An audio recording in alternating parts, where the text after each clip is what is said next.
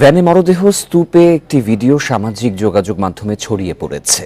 ভ্যানে মরদেহ তোলার ভিডিওটি আশুলিয়া থানা সংলগ্ন এলাকার ফ্যাক্ট চেক প্রতিষ্ঠান রিউমার স্ক্যানার বিষয়টি নিশ্চিত করেছে।